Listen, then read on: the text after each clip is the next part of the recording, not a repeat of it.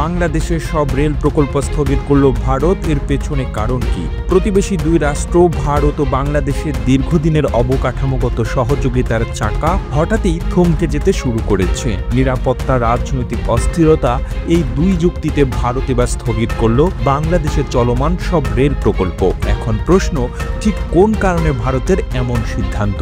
বাংলাদেশ ভারতের মাঝে সম্পর্কের উত্তেজনা এবার ধীরে ধীরে অনেকটা বাণিজ্য যুদ্ধে পরিণত হচ্ছে, যেখানে ট্রান্সশিপমেন্ট সুবিধা বাতিলের পর এবার বাংলাদেশের 3টি বড় রেল সংযোগ প্রকল্প এবং 5টি জরিপ কাজ হঠাৎ করেই স্থগিত ঘোষণা করেছে ভারত সরকার। আর বাংলাদেশি টাকায় প্রায় 7,000 কোটি টাকার এই প্রকল্প স্থগিত করার পেছনে নয়াদিল্লি কারণ দেখিয়েছে দুই দেশের মাঝে চলমান রাজনৈতিক উত্তেজনা ও চলমান প্রকল্পে কাজ করা শ্রমিকদের নিরাপত্তা। ভারতের এই নতুন ঘোষণার পর কথা উঠে এসেছে দেশটির স্থানীয় গণমাধ্যম বিজনেস লাইনের একটি প্রতিবেদনে, যেখান থেকে জানা যায় আখাউড়া আগরতলা রেল সংযোগ, খুলনা মংলা রেল সংযোগ এবং ঢাকা টঙ্গী জয়দেবপুর সম্প্রসারণ, এই 3টি প্রকল্পই ভারতীয় সহযোগিতা নির্মাণাধীন ছিল।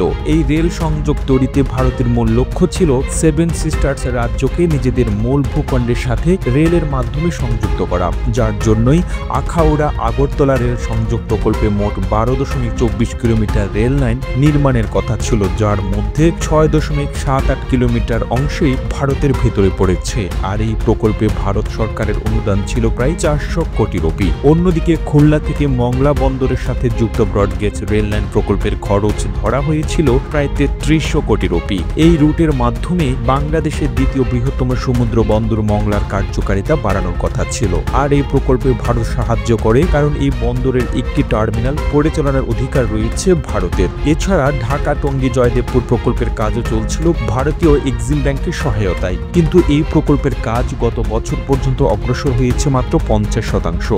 বাংলাদেশের বিভিন্ন অঞ্চলে আরো রেল সংযোগ স্থাপনের জন্য সম্ভাব্য 5টি রুটে জরিপ কাজও চলছিল, কিন্তু এই সবকিছুই বর্তমানে বন্ধ।